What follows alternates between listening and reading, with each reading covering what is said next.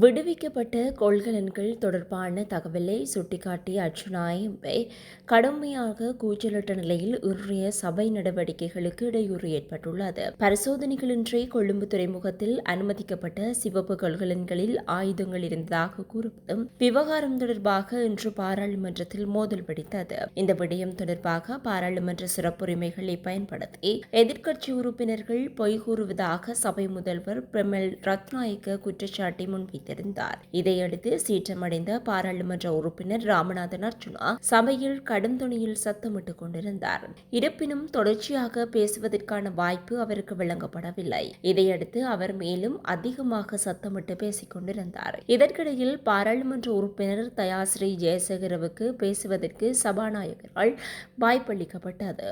இதன்போது கொள்கலன்கள் தொடர்பான விடயங்களை தான் புலனாய்வு பிரிவிடம் 5 மணித்தியாலங்கள் செலவிட்டு கூறியதாக தெரிவித்திருந்தார்.